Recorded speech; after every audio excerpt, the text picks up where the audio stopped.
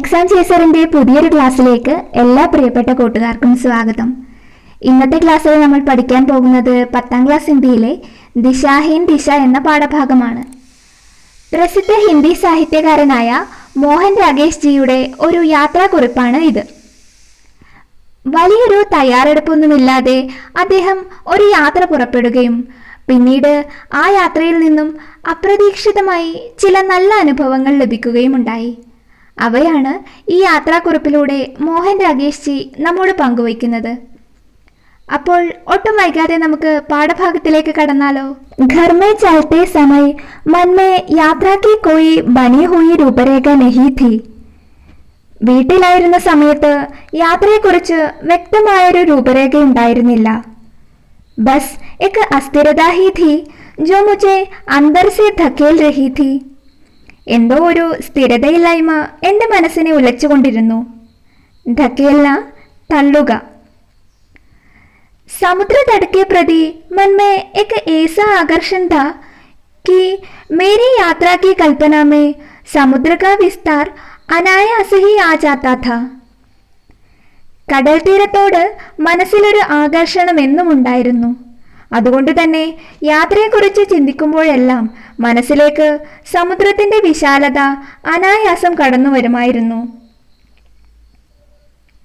बहुत बार सोचा था कि कभी समुद्र तट के साथ साथ एक लंबी यात्रा करूंगा. കടൽ തീരത്തുകൂടി ഒരു നീണ്ട യാത്ര പോകണമെന്ന് എപ്പോഴും വിചാരിക്കും.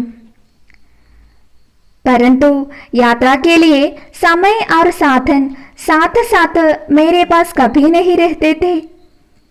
എന്നാൽ യാത്രയ്ക്കുള്ള സമയവും സാമഗ്രികളും എല്ലായ്പ്പോഴും ഒരുമിച്ച് കിട്ടാറില്ല. സാധൻ സാമഗ്രികൾ. उन दिनों नौकरी छोड़ दी थी और पास में कुछ पैसे भी थे. ജോലി ഉപേക്ഷിച്ച സമയമായിരുന്നു അത്. കയ്യിൽ കുറച്ച് പണവും ഉണ്ടായിരുന്നു. इसीलिए मैंने तुरंत चल देने का निश्चय कर लिया. അതുകൊണ്ട് തന്നെ ഞാൻ പെട്ടെന്ന് യാത്ര പുറപ്പെടാൻ തീരുമാനിച്ചു. തുരന്ത് എന്ന് വെച്ചാൽ പെട്ടെന്ന്. पहले सोचा कि सीधे कन्याकुमारी चला जाऊं और वहाँ से रेल मोटर या नाव जहाँ जो मिले उसमें पश्चिमी समुद्र तट के साथ साथ गोवा या बम्बई तक की यात्रा करूं. ആദ്യം ആലോചിച്ചത് നേരെ കന്യാകുമാരിയിലേക്ക് പോയാലോ എന്നായിരുന്നു. അവിടെ നിന്നും ട്രെയിനിലോ ബസ്സിലോ ബോട്ടിലോ പടിഞ്ഞാറേ സമുദ്ര തീരത്തുകൂടി ഗോവയിലേക്കോ ബോംബെയിലേക്കോ യാത്ര ചെയ്യാം. പശ്ചിം പടിഞ്ഞാറ്. രാസ്തേ മേ ജഹാം മൻ ഹുവാ വഹി കുച്ച് ദിൻ രഹ് ജാഊംഗാ. യാത്രക്കിടയിൽ ഏത് സ്ഥലമാണോ ഇഷ്ടപ്പെടുന്നത് അവിടെ കുറച്ചു ദിവസം താമസിക്കും. शिमला में हमारे स्कूल में कई लोग दक्षिण भारत के थे. ഷിംലയിലെ ഞങ്ങളുടെ സ്കൂളിൽ ദക്ഷിണേന്ത്യയിൽ നിന്നുമുള്ള അനേകം ആളുകൾ ഉണ്ടായിരുന്നു. उनमें से एक ने कहा था कि रहने के लिए कन्नूर बहुत अच्छी जगह है. താമസിക്കുന്നതിന് കണ്ണൂരാണ് ഏറ്റവും അനുയോജ്യമായ സ്ഥലമെന്ന് അതിലൊരാൾ പറഞ്ഞിരുന്നു. एक और का कहना था कि मैं एक बार कोल्लम पहुंच जाऊं तो वहां से और कहीं जाने का मेरा मन नहीं होगा. മറ്റൊരാൾ പറഞ്ഞത് ഒരു തവണ ഞാൻ കൊല്ലത്ത് പോവുകയാണെങ്കിൽ പിന്നെ മറ്റൊരിടത്തേക്കും എനിക്ക് പോവാൻ തോന്നുകയില്ല എന്നായിരുന്നു. दिल्ली में एक मित्र ने कहा था कि पश्चिमी समुद्र तट पर गोवा से सुंदर दूसरी जगह नहीं है. ഡൽഹിയിലെ ഒരു സുഹൃത്ത് പറഞ്ഞത് പടിഞ്ഞാറൻ സമുദ്രതീരങ്ങളിൽ ഗോവയോളം മനോഹരമായ മറ്റൊരു സ്ഥലമില്ലെന്നാണ്. सबसे अधिक आत्मीयता कन्याकुमारी के तट को लेकर महसूस होती थी. കന്യാകുമാരി തീരത്തോടാണ് എനിക്ക് കൂടുതൽ അടുപ്പം അനുഭവപ്പെട്ടത്. महसूस അനുഭവിച്ച.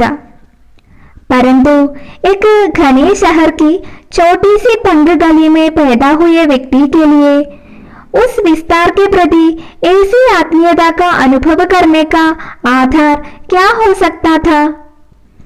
ഒരു തിരക്കു നിറഞ്ഞ നഗരത്തിലെ ചെറിയ ഇടുങ്ങിയ തെരുവിൽ ജനിച്ച എനിക്ക് ആ വിശാലതയോട് ഇപ്രകാരം അടുപ്പം തോന്നാനുള്ള കാരണം എന്തായിരിക്കും?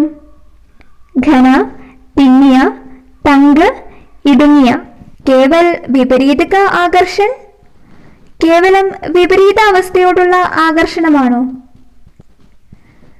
घर से चलते समय कुछ निश्चय नहीं था कि कब कहाँ कितने दिन रहूंगा.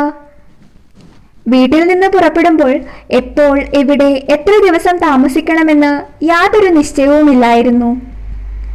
हाँ चलने तक इतना निश्चय कर लिया था कि पहले सीधे कन्याकुमारी न जाकर बम्बई होता हुआ गोवा चला जाऊंगा और वहां से കന്യാകുമാരി की ओर യാത്ര പ്രാരംഭ കരുങ്ക.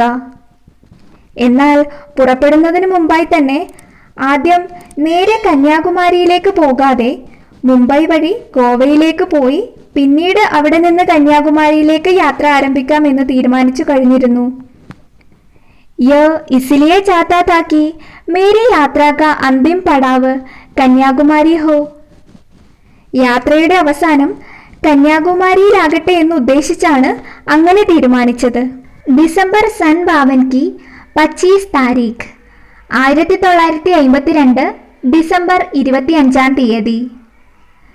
थर्ड क्लास के डिब्बे में ऊपर की सीट बिस्तर बिछाने को मिल जाए वो बड़ी बात होती है. അന്നത്തെ കാലത്തൊക്കെ ട്രെയിനിൽ തേർഡ് ക്ലാസ് കമ്പാർട്ട്മെന്റിൽ മുകളിൽ കിടക്കാനുള്ള സീറ്റ് കിട്ടുകയെന്ന് വെച്ചാൽ വലിയ കാര്യമായിരുന്നു. ബിസ്തർ ബിച്ചാന കിടക്കുക. മുझे ऊपर की सीट मिल गई थी. എനിക്ക് മുകളിലത്തെ സീറ്റ് കിട്ടിയിരുന്നു. सोच रहा था कि अब बम्बई तक की यात्रा में कोई असुविधा नहीं होगी. മുംബൈ വരെയുള്ള യാത്രയിൽ ഇനി അസൗകര്യങ്ങളൊന്നും ഉണ്ടാകില്ലെന്ന് ഞാൻ വിചാരിച്ചു. രാത് കോ ടീക് സെ സോ സകൂംഗ. രാത്രിയിൽ നന്നായി ഉറങ്ങാൻ സാധിക്കും. മഗർ രാत आई तो मैं वहाँ सोने की जगह भोपाल ताल की एक नाव में लेटा बूढ़े मल्लाह अब्दुल जब्बार से गजलें सुन रहा था. പക്ഷേ രാത്രിയായപ്പോൾ ഞാൻ അവിടെ കിടന്നുറങ്ങുന്നതിന് പകരം ഭോപ്പാലിലെ ഒരു തടാകത്തിൽ ഒരു വള്ളത്തിൽ കിടന്നുകൊണ്ട് വൃദ്ധനായ തോണിക്കാരൻ അബ്ദുൽ ജബ്ബാറിന്റെ ഗസലുകൾ കേൾക്കുകയായിരുന്നു. മല്ലാഹ് തോണിക്കാരൻ. भोपाल स्टेशन पर मेरा मित्र अविनाश जो वहां से निकलने वाले एक हिंदी दैनिक का संपादन करता था मुझसे मिलने के लिए आया था.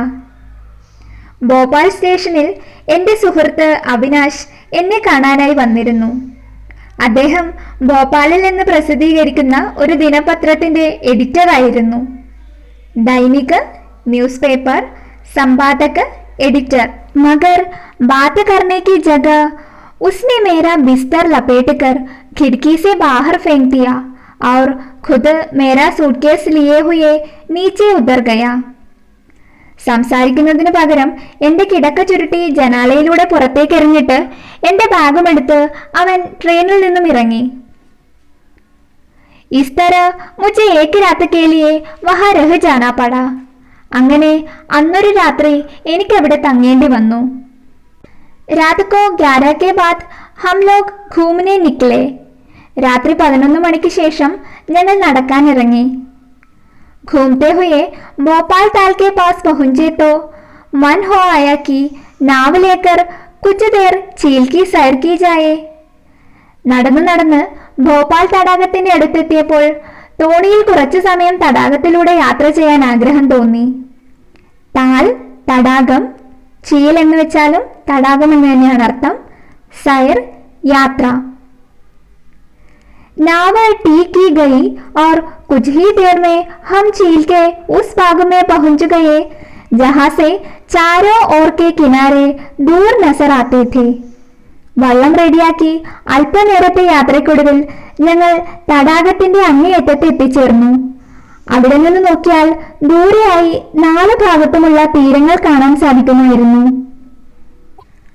वहां आकर अविनाश के मन में न जाने क्या भावुकता जाग आई कि उसने एक नजर पानी पर डाली, एक दूर के किनारों पर, और पूर्णता चाहने वाले कलाकार की तरह कहा कि कितना अच्छा होता अगर इस वक्त हम में से कोई कुछ गा सकता. അവിടെ എത്തിയപ്പോൾ അവിനാശിന്റെ മനസ്സിൽ എന്ത് വികാരമാണ് ഉണർന്നത് എന്നറിയില്ല. അവൻ തടാകത്തിലെ വെള്ളത്തിലേക്ക് ഒരു നോട്ടം നോക്കി, പിന്നീട് ദൂരെയുള്ള തീരങ്ങളിലേക്കും. അതിനുശേഷം പൂർണ്ണതയെ ആഗ്രഹിക്കുന്ന ഒരു കലാകാരനെ പോലെ പറഞ്ഞു, ഈ സമയത്ത് നമ്മളിൽ ആർക്കെങ്കിലും പാട്ടുപാടാൻ കഴിയുമായിരുന്നെങ്കിൽ എത്ര നന്നായിരുന്നു. ഭാവുകത, വൈകാരികത്വം. मैं गा तो नहीं सकता हुजूर, ബൂഡാ മല്ലാഹ് ഹാത്ത് ജോഡ്കർ ബോല. എനിക്ക് പാടാനൊന്നും അറിയില്ല സാർ, വൃദ്ധനായ തോണിക്കാരൻ കൈ കൂപ്പിക്കൊണ്ടു പറഞ്ഞു.